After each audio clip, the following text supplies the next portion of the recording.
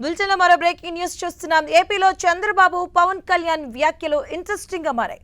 ఏపీలో కూటమి సుదీర్ఘకాలం కొనసాగుతుందంటూ చంద్రబాబు ఇటీవల ప్రకటిస్తే దానికి మద్దతుగా పవన్ కళ్యాణ్ అసెంబ్లీలో ఆసక్తికర వ్యాఖ్యలు చేశారు.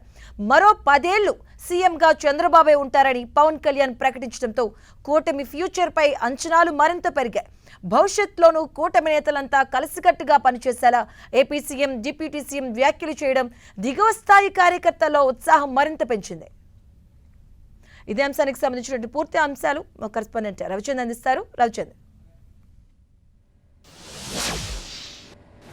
నిన్న డిప్యూటీ సీఎం పవన్ కళ్యాణ్ అసెంబ్లీలో చేసిన వ్యాఖ్యలు అయితే కొంచెం సంచలనంగా మారాయి. ఎందుకంటే 3 పార్టీల కూటమి 2024 ఎన్నికల్లో అప్రతికత విజయం సాధించిన నేపథ్యంలో అదే ఐకమత్యంతో ముందుకు పోతున్న పరిస్థితి కూడా కనిపిస్తున్నాయి. ప్రభుత్వంలో 3 పార్టీలు భాగస్వామ్యంగా ఉన్నాయి. ఏ అవకాశం దొరికినప్పుడు కూడా పవన్ కళ్యాణ్ చంద్రబాబు అనుభవాన్ని ప్రశంసిస్తూ ఉన్నారు.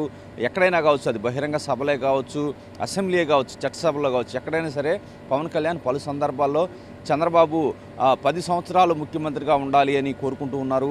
ఎందుకంటే గత 5 సంవత్సరాల్లో జగన్ విధ్వంసకర పాలన నుంచి ఆంధ్రప్రదేశ్ బతికి బట్టగట్టాలంటే చంద్రబాబుకి సుదీర్ఘ కాలం ఆయన ముఖ్యమంత్రిగా చేస్తే కానీ ఆంధ్రప్రదేశ్ అభివృద్ధి చెందరని ఆయన అభిప్రాయపడుతున్నారు. గతంలో కూడా ఈ వ్యాఖ్యలు అయితే చేశారు. ఎందుకంటే టీడీపీ, జనసేన, బీజేపీ కూటమి భవిష్యత్తులో కలిసి ముందుకు వెళ్తుంది, సుదీర్ఘకాలం కలిసి పనిచేస్తాయని కూడా చంద్రబాబు పలు సందర్భాల్లో ప్రకటించారు. ఈ నేపథ్యంలోనే నామినేటెడ్ పదవుల్లో కూడా బీజేపీ, జనసేన, టీడీపీ కలిసి పంచుకున్న పరిస్థితి కూడా మనకు కనిపిస్తుంది.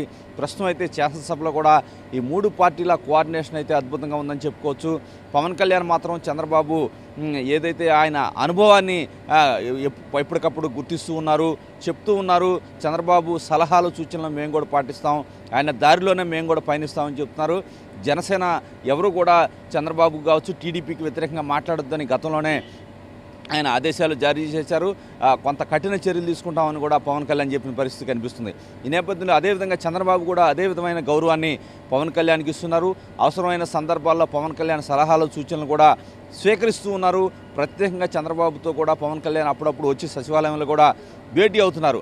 ఈ 2 పార్టీలు ఏదైతే ఇద్దరు నేతల మధ్య సయోధ్య అయితే అద్భుతంగా ఉందని చెప్పి నేతలు అయితే కొనియాడుతూ ఉన్నారు. ముఖ్యంగా అసెంబ్లీలోని ఎమ్మెల్యేలు కూడా ఈ అంశం గురించి చర్చించుకుంటారు.